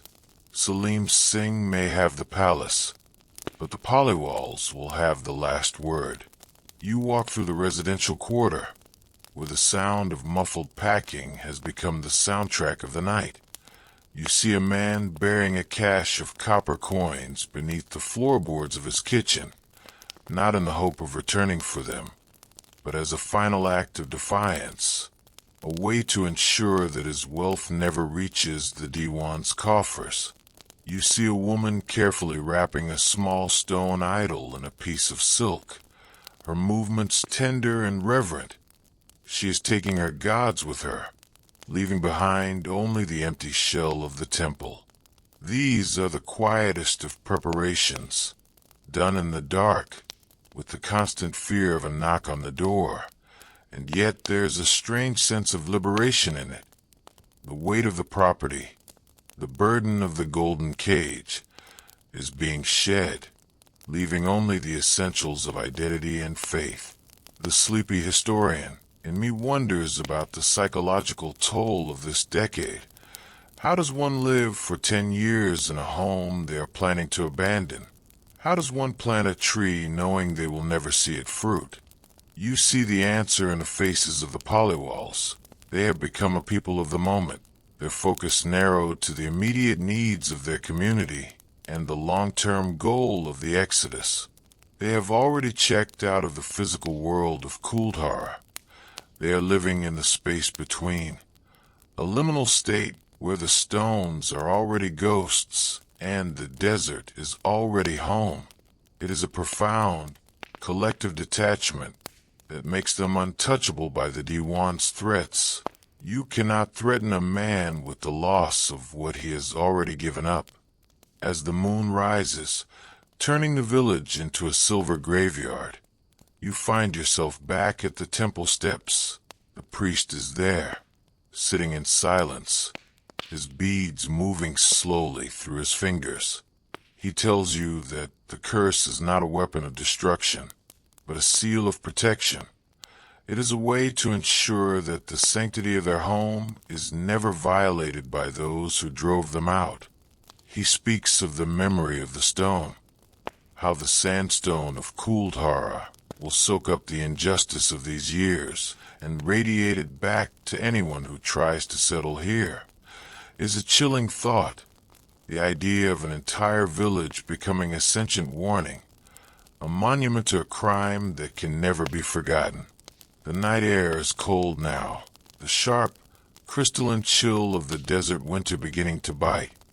You look up at the stars, the same stars that guided the first Paliwals to this spot 6 centuries ago, and you realize that they will soon guide them away. The cycle is closing. The great breath of the Thar is being exhaled, and the village is preparing for its long sleep. You feel a sense of profound sadness, but also a strange, quiet joy. The joy of witnessing a people who refuse to be erased, who choose the mystery of the dunes over the certainty of the chain. We leave them here, in the silver light of 1815, as the shadows lengthen and the secrets deepen. The sleepy historian knows that the final act is approaching, that the winter of 1825 is only a decade away, and that the silence is already beginning to settle over the streets of Kuldhara. But for now, the oil lamps still flicker, the whispering walls still sing, and the heart of the village still beats, a steady, defiant rhythm against the encroaching dark.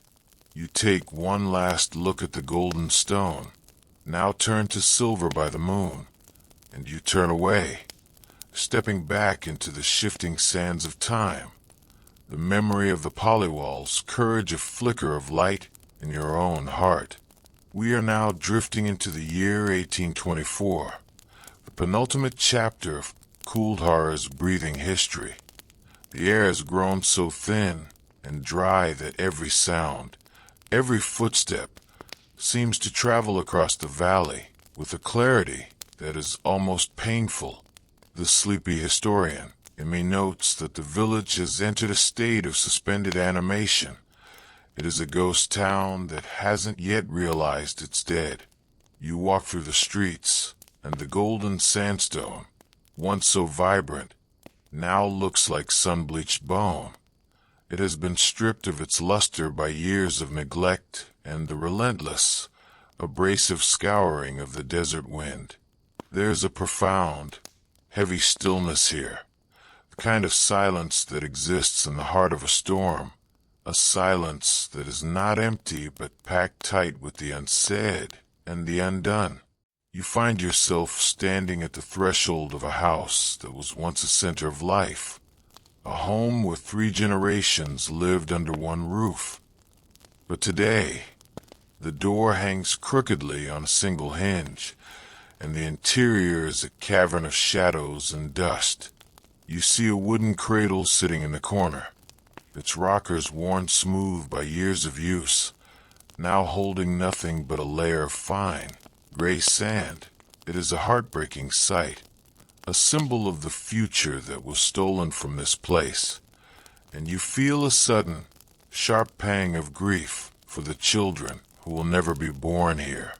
The Paliwals have stopped building, stopped repairing, stopped investing in anything that cannot be carried on a camel's back or hidden in a fold of a turban. They are living in a state of perpetual readiness, their lives pared down to the barest of essentials. You follow a group of men as they head toward the village well, their movements slow and deliberate, as if they are conservation of energy for a journey they haven't yet begun. The well, once a source of life and community, has become a place of mourning.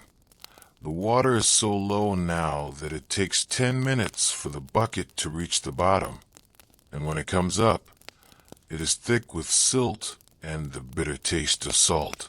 You watch as they share a single ladle of water, their eyes meeting in a silent communication that transcends words. They are bound by a vow, a secret oath taken in the dark of the moon, to never let the Diwan's men taste the sweetness of their labor again.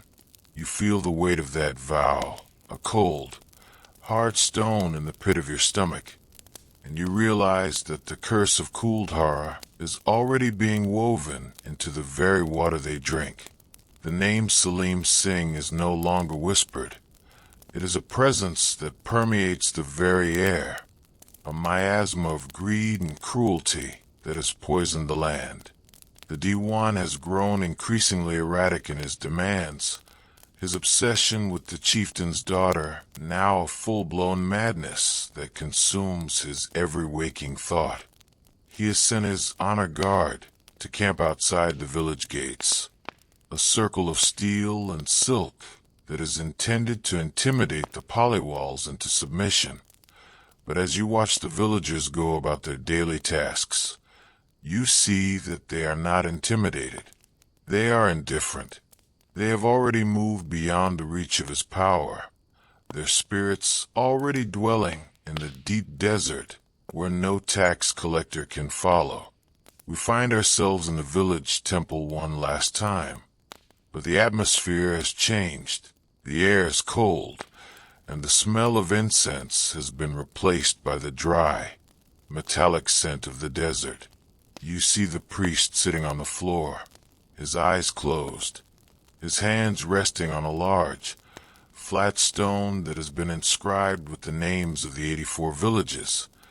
He is performing a ritual of unbinding, a spiritual decoupling of the people from the land they have occupied for 6 centuries. He speaks of the spirit of the place, of how the stones of Kuldhara have absorbed the joys and sorrows of the Paliwals, and how that energy must be released before they can leave. It is a beautiful, tragic ceremony, a final act of respect for the home they are about to abandon. You feel a sense of profound awe at the depth of their connection to the earth, a connection that is both their greatest strength and their greatest sorrow. As the sun begins to set, turning the sky into a tapestry of bruised purple and fiery gold, you walk toward the village square, where the final harvest is being brought in. It is a meager harvest, a few bags of grain and a handful of dried beans, but it is treated with a reverence that borders on the sacred. This is the moon of the final harvest, a time when the Paliwals gather to share a final meal and to confirm the details of the exodus. You see the families sitting together on the ground, their faces illuminated by the flickering light of a few small fires. There is no talk of the future, only of the past. They share stories of their ancestors, of the great journey from the north, of the first wells they dug, and of the many challenges they have overcome. It is a night of remembering, a way to anchor their identity before they are cast adrift on the sea of the dunes. You notice the chieftain's daughter sitting near the fire, her face a mask of serene determination. She is the focal point of the tragedy, the catalyst for the destruction of her world, and yet she carries her burden with a grace that is almost supernatural. She knows that her sacrifice is the price of her people's freedom, and she accepts it without a word of complaint. She is the living curse, the embodiment of the Paliwal's defiance, and as you look at her, you realize that she is the most powerful person in the village. Her silence is a weapon, her beauty a shield, and her honor a beacon that will guide her people through the dark. The whispering walls are particularly loud tonight. the wind whistling through the empty buildings to create a sound like 1,000 voices crying out in the night.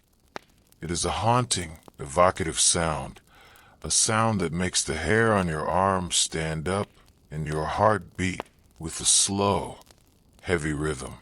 To the Paliwals, it is the sound of their home saying goodbye, a final lament for the life that is being extinguished. And as you listen, you feel a sense of profound sadness wash over you, a realization that the world is about to lose something beautiful and irreplaceable. The year 1824 is a year of endings, a year of closing doors and putting out lights, and as the moon rises over the desert, you feel the weight of the silence beginning to settle over the square. You walk through the residential quarter, watching as the final preparations are made. You see a man carefully wrapping a handful of earth in a piece of cloth, a bit of Kuldhara to take with him on the journey. You see a woman burying her jewelry in a secret hole beneath the floor, not in the hope of returning for it, but as a final act of defiance against the Diwan. These are the small, quiet gestures of a people who have lost everything and yet have everything to gain. They are choosing the void over the cage, the silence over the scream, and as you watch them, you feel a sense of profound respect for their courage. They are walking into the unknown with nothing but their honor and their secrets, a journey that would break the spirit of any other people. But for the Paliwals, it is the only way to remain who they are. As the first hint of dawn begins to pale the eastern sky, you return to the village gates, where the Diwan's guards are sleeping in their tents, unaware that the village they are supposed to be watching is already a ghost. You look back at Kuldhara, this masterpiece of human spirit and engineering, and you feel a lump in your throat. In less than a year, this place will be empty. Its streets silent, its houses roofless, its stories whispered only by the wind. But for now, it is still here, a golden dream in the heart of the desert, a testament to the power of the human spirit to defy even the darkest of tyrants. You take one last look at the handprints on the wall, the golden light of the rising sun making them look as if they are glowing from within, and you turn away, stepping back into the shifting sands of time, the sound of the whispering walls already beginning to fade into the distance. The journey continues, and the secrets of Thar are only just beginning to reveal themselves. We leave them here, in the cold, gray light of an 1824 morning, as the final countdown begins, and the shadows of the past prepare to meet the shadows of the future. The air is cold, the sand is sharp, and the silence is waiting. But for this one moment, the golden stone still stands, and the heart of the village still beats, a steady, defiant rhythm against the encroaching dark. You feel a sense of peace wash over you, a realization that even in the face of tragedy, there is beauty to be found, the beauty of a people who choose their own path, the beauty of a story that refuses to be forgotten, and the beauty of the desert itself, which remains unchanged and unchangeable long after the last stone has fallen. We have arrived at the precipice, the very edge of the map, where history dissolves into the shifting dunes of 1825. The air tonight in Kuldhara is not merely still. It is breathless, as if the desert itself has sucked the wind out of the valley to better hear the sound of 1,000 heartbeats. The sleepy historian in me notes that this is the night the clock stopped, not just in this village, but in 83 other settlements across the Paliwal heartland, a synchronized silence that is more deafening than the roar of a canyon.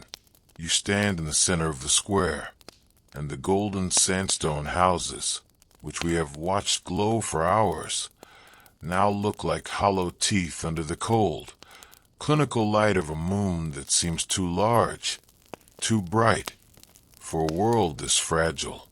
There are no lamps lit in the windows tonight, no fires burning in the hearths. The village has become a charcoal sketch of itself, a silhouette of a civilization that has already decided to cease existing. As you walk away from the gate, following the faint, fading trail of the Exodus, you see the first hint of the dawn that will reveal the empty village to the Diwan's guards. It is a pale, sickly light that does not bring warmth, only exposure. You imagine the guards waking up, the confusion as they realize the silence is not the silence of sleep, but the silence of the void, the panic as they search the houses and find only cold hearths and abandoned cradles, the terror as they realize that 1,500 people have walked through their lines without a single one of them noticing. The Diwan's victory is a hollow one, a conquest of empty stone and salt-crusted earth, a kingdom of ghosts that will eventually drive him to his own destruction. The sleepy historian notes that by sunrise, Kuldhara will be a footnote in the tax ledgers and a headline in the folklore of Rajasthan, the village of the vanished. But for you, standing here in the gray light of the 1825 morning, it is a lesson in the power of the human spirit to choose its own ending. The Paliwals did not lose. They simply moved the game to a place where their opponent could not follow. They took their culture, their knowledge, and their honor with them, leaving behind only the shell of their suffering as a warning to those who think that gold and steel are the only things that matter. The desert wind is picking up now, beginning the long, slow process of burying the streets in sand, and you feel a sense of peace wash over you as you realize that the silence of Kuldhara is actually a song of freedom. We will leave the village now, as the sun begins to hit the top of the shikara, turning the cursed stone to a mockery of gold. The journey of the Paliwals continues in the whispers of the dunes, and the mystery of their destination remains a light in the dark for those who value liberty over life. You walk away, the sound of the whispering walls finally fading behind you, replaced by the honest, scouring sound of the sand. The year 1825 has begun, and the curse is in place, and the desert is, once again, the only witness to the truth. You take one last breath of the cold air, feeling the grit of the Thar on your lips, and you step back into the flow of time, carrying the weight of the Paliwal silence with you as a precious, heavy secret. The story of Kuldhara is a tragedy, yes, but it is also a masterpiece of defiance, a reminder that sometimes the only way to win is to walk away, to leave the cage behind and embrace the void. As we prepare for our final chapter, where we look at the ruins as they stand today, remember the faces of the people we saw in the firelight, the hands that carved the stone, and the feet that walked into the night. They are still there, in the memory of the desert, and if you listen closely to the wind in the ruins, you can still hear them whispering their no to the world. We have reached the end of the road, or perhaps, more accurately, the place where the road was swallowed by the sea of sand. It is now the present day, or as close to it as the sleepy historian in me cares to venture, and we are standing once again at the gates of Kuldhara. The year is no longer 1825, and the golden breath of the Thar has exhaled its last human secret long ago. What remains is a skeletal masterpiece, a sprawling grid of roofless houses that looks, from a distance, like a giant game of chess abandoned in the middle of a move. You walk through the main entrance, and the first thing you notice, thing that hits you harder than the dry heat, is the silence. It isn't the peaceful silence of a sleeping village. It is a heavy, pressurized absence, a vacuum where the sound of your own breathing feels like an intrusion on a private, centuries-old grief. You run your hand along a wall, and the sandstone feels different now. It is pitted and scarred by 200 years of sandstorms. The intricate carvings we saw the stonecutter creating in 1785 now softened and blurred, like a memory that is slowly fading into the gray. You can see where the roofs collapsed, the heavy timber beams having long since rotted away or been scavenged by those brave enough to ignore the curse, leaving the interiors open to the indifferent sky. You step into one of the larger homes, perhaps the very one where the family pressed their handprints into the plaster, and you see the remains of the hearth, a cold, stone circle filled with the dust of decades.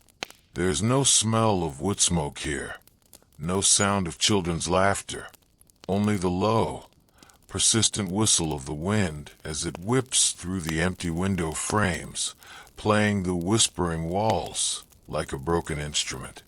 The sleepy historian notes that the layout of the village is still remarkably intact, a testament to the Paliwal's engineering. You can still follow the narrow lanes, find a communal square, and trace the path to the step well. But the life force is gone. The wells are choked with sand and the bones of desert creatures, and the fields that were once green with wheat and mustard are now indistinguishable from the surrounding wasteland, populated only by hardy cacti and the occasional, lonely kedri tree. You find yourself drawn to the temple, the only structure that still possesses a sense of its original height, its shikara rising like a warning finger against the blue. But there is no priest here, no flickering lamps, no scent of sandalwood. The inner sanctum is empty, the black stone idol we saw in 1795 long gone, leaving behind a space that feels colder than the rest of the ruins. You sit on the temple steps, the very spot where the chieftain once watched the stars, and you think about the legacy of the vanishing. What happened to the 1,500 souls who walked into the night in 1825? History remains stubbornly silent on their ultimate destination. Some genealogists claim to have found descendants in the far corners of Gujarat or the Kutch, but the Paliwals as a cohesive community, as masters of the desert, simply ceased to exist the moment they crossed the threshold of Kuldhara. They didn't just leave their homes. They left their identity as a people tied to this specific patch of earth. You realize that the curse was not just about the stone. It was about the severing of a soul. By leaving, they ensured that no one else could ever truly own what they had created. For the magic of Kuldhara was not in the architecture, but in the relationship between the people and the land. As the sun begins to set, the ruins undergo their final, daily transformation. The golden sandstone begins to glow again, but it is a haunting, spectral light, the color of a dying ember. You see the shadows lengthening across the square, and for a fleeting second, the sleepy historian in me allows you to see the ghosts, not the frightening specters of a horror story, but the residual hauntings of a life well lived. You see the flicker of a sari in a doorway, the phantom sound of a potter's wheel, the ghost of a mother's lullaby carried on the wind. These are not entities that wish you harm. They are simply the echoes of 1,000 years of human activity, caught in the grain of the stone like music on a wax cylinder. But then, as the light fails, the atmosphere shifts, and the word of the curse seems to vibrate in the air once more, a warning that this is a place for the dead and the desert, not for the living. You feel the sudden, sharp drop in temperature that the locals talk about, the Kuldhara chill, a localized pocket of cold that defies the ambient heat of the Rajasthan night. It is said that at this hour, tourists and explorers feel a sense of being watched from the empty windows, a feeling of intense unease that drives them back to their cars and the safety of the modern world. You don't run, but you do stand up, your heart beating a little faster as the silence deepens into something predatory. You walk toward the gate, your footsteps echoing with a hollow, metallic ring that suggests the ground beneath you is as empty as the houses above, and as you pass the handprints on the wall, you see that they are almost gone, the stone having surrendered its record of the human touch to the relentless erosion of time. The sleepy historian reflects on the fate of Salim Singh, the man who sparked this catastrophe. History tells us he died a bitter, lonely death, his wind palace becoming a monument to his own greed, his name a byword for tyranny in the songs of the desert bards. He won the village but lost the people, and in the end, the village destroyed him anyway, for he was haunted by the silence of the Paliwals until the day he died. He is the true victim of the curse, a man who tried to possess beauty and ended up with a handful of salt and a heart full of shadows. You look toward the horizon, where the lights of Jaisalmer are beginning to twinkle, and you realize that the power of Kuldhara lies in its refusal to be possessed. It is a victory of the spirit over the material, a story that continues to resonate because it is a story of ultimate, uncompromising freedom. The moon rises over the ruins, turning the village into a silver graveyard, and you take one last look at the empty streets. You see the beauty in the decay, the dignity in the silence, and the profound, humbling power of the desert to reclaim its own. Kuldhara is not a tragedy anymore. It is a monument to the endurance of memory. As long as we tell the story, as long as we wonder where they went and why they stayed so long, the Paliwals are still here, living in the space between the words and the shadows. You walk out through the gate, the very gate where the elder spoke the curse in 1825, and you feel a sense of release, as if the village has finally finished telling you its secrets and is ready to return to its long, sandy slumber. The journey is over, but the sleepy historian in me knows that you will carry this place with you. You will see the golden stone in your dreams, hear the whispering walls and the sigh of the wind, and feel the weight of the Paliwal silence whenever you encounter a story of injustice. Kuldhara is a part of you now, a reminder that the world is full of hidden places where the past and the present are separated by only a thin veil of dust. You reach the main road, the sound of your own car engine breaking the spell of the ruins, and you drive away into the night. The image of the lone shikara silhouetted against the stars burned into your mind's eye. As we conclude this 4-hour vigil, let us remember that the desert is not a void, but a library, a place where every grain of sand is a word, and every dune is a page. The story of Kuldhara is just one chapter in that vast, shifting book, a chapter written in gold and salt, in sweat and tears, and in a silence that will outlast us all. Sleep now, and let the rhythms of the dark carry you into your own dreams, where the golden stone never fades and the water in the deep wells is always sweet.